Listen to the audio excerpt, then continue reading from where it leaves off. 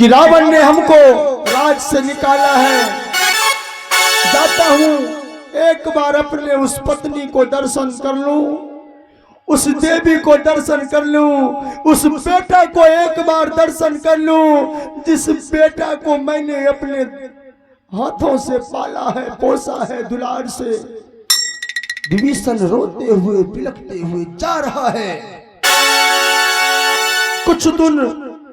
कुछ ही दूर जैसे विभीषण का कुटिया दिखता है, शर्मा उनकी पत्नी का नाम बाबूजी शर्मा, ध्यान दीजिएगा, विभीषण की पत्नी का नाम है शर्मा और विभीषण का एक बेटा है 8 वर्ष का जिसका की नाम है तरनी सेन। विभीषण का 8 वर्ष का एक बेटा है जिसका नाम की तरनी सेन है। उस बेटा के शरीर में, सौसे शरीर में बाबूजी राम नाम लिखा हुआ है। जन्म से ही उस बेटा के शरीर में राम नाम लिखा हुआ है। जन्म से ही वैष्णव, गले में माला है, ललाट में 3 पखिया चंदन है, कमर में प्रतिष्ठा का प्रतीक नंगोटी है, कंधे में तीर धनुष है। बेटा उधर खेल रहा है। विभीषण की पत्नी शर्मा देखती है अपने पति के आंखों में आंसू। शर्मा दौड़ जाती है, कहती है पतिदेव, पतिदेव, पतिदेव, किसने आपको मारा? क्या किसी ने आपको मारा?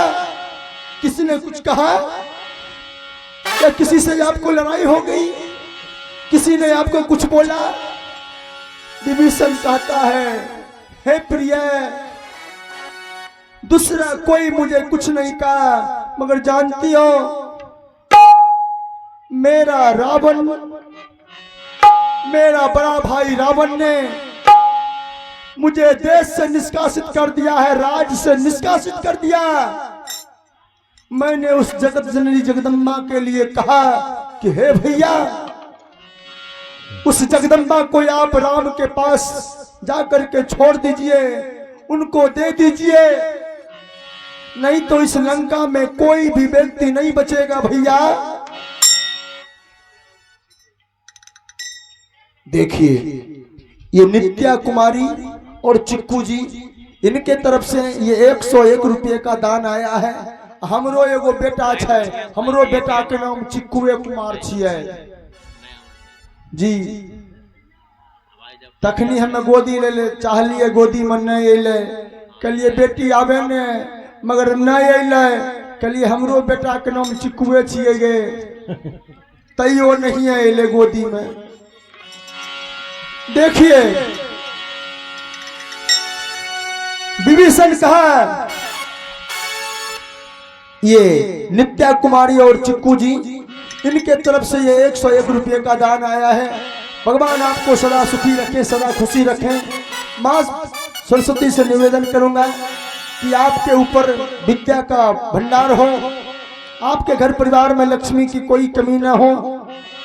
आया जब बाबूजी आगे की चर्चा मैं सुनाऊं। विभीषण ने कहा कि जो जो भी व्यक्ति उस जगत जननी जगदम्बा के शरण में जाएगा, वही वही व्यक्ति इस लंका में बचेगा। और जे आदमी सीता के पास नहीं जाते, जानकी के पास नहीं जाता, वो लंका में नहीं बच पाएगा। हे प्रिय, मैं तुमसे एक ही निवेदन करता हूं, भैया ने तो मुझे इस देश से निकाल दिया, इस राज्य से निकाल दिया, मगर तुम एक काम करना, हो सकता है रावण बहुत बड़ा राजनीतिज्ञ है, रावण हो सकता है जब हमको निकलवा दिया तो तुमको भी कहीं मरवा सकता है। मेरा 8 साल का बेटा है, उसको भी मरवा सकता है। हे शर्मा, तुम अपने बेटा को लेकर के उस जगत जननी जगदम्बा के पास चला जाते, नहीं तो मेरे बेटा को रावण मरवा देगा। एक के वो बेटा है हमको, एक के वो बेटा। विभीषण जी जो रोज रहा था ना, छाती पकड़ के जो रो रहा था ना, तरनी दौड़ के आया, कहा पिताजी, कहा पिताजी किसने आपको मारा? आपका मैं कसम खा करके कहता हूं, मैं उसको अपने बालों से मार दूंगा पिताजी। कहा बेटा कसम खाने की कोई जरूरत नहीं है बेटा,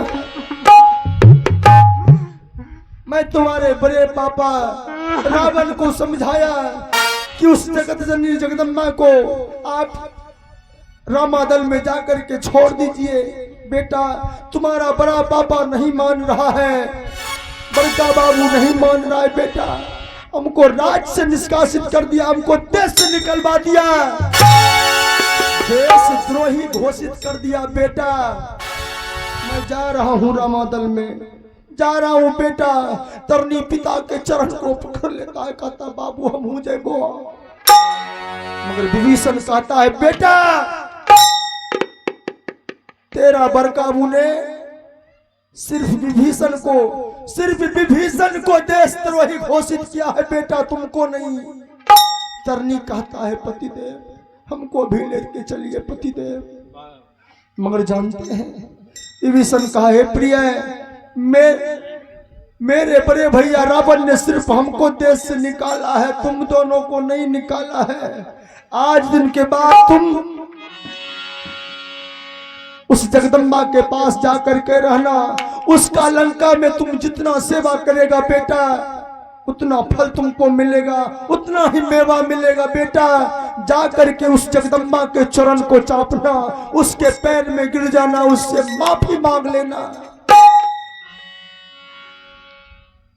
तरनी कहता है नहीं बाबूजी आप चल जाएंगे ना, हम भी चलेंगे आपके साथ। मगर विभीषण समझा रहा है कि बेटा उस जगदम्बा के चरण में चला जाना बेटा,